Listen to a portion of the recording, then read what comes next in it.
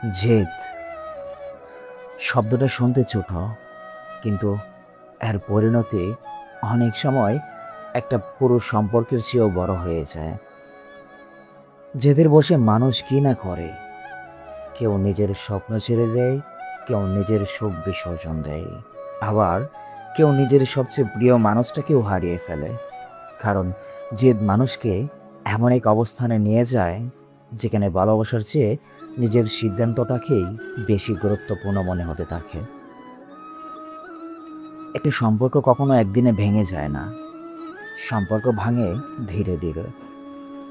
না বলা কিছু কথায়, জমে থাকা কিছু অভিমানে, বারবার অবহেলিত কিছু অনুভূতিতে।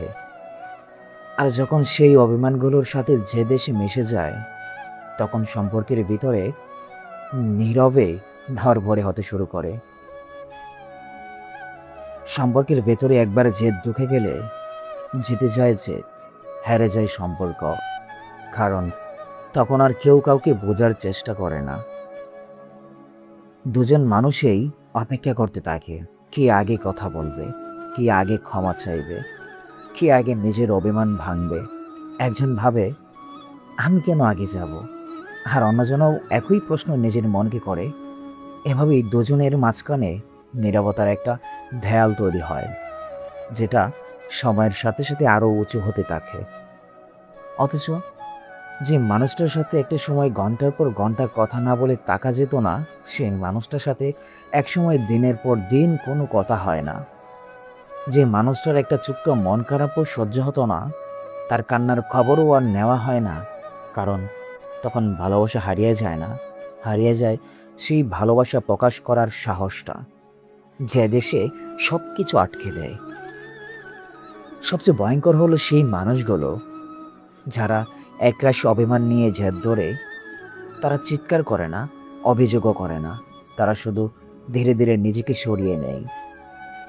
হয়তো প্রতিদিন সেই মানুষটার কথা মনে পড়ে, প্রতি রাতে তার স্মৃতিগুলো বুকের ভেতর ঝড় তোলে।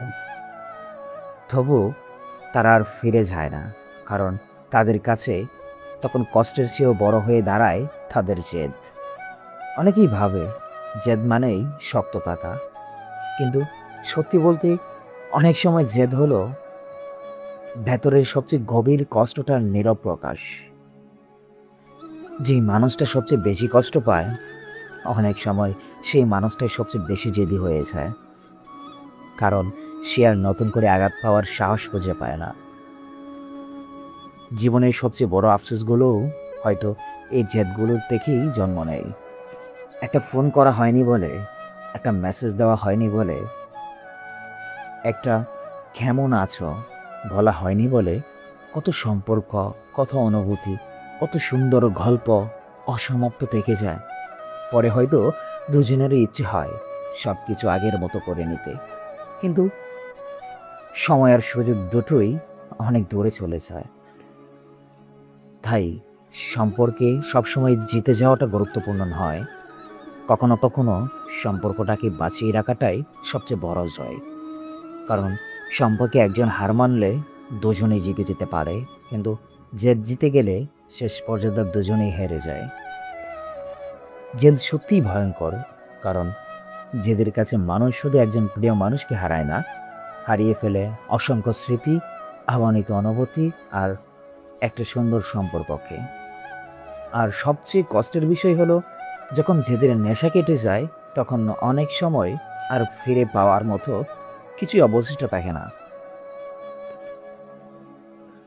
আমাদের ভিডিওটি যদি ভালো লাগে, তাহলে অবশ্যই আমাদের চ্যানেলটি সাবস্ক্রাইব করে আমাদের পাশে থাকবেন।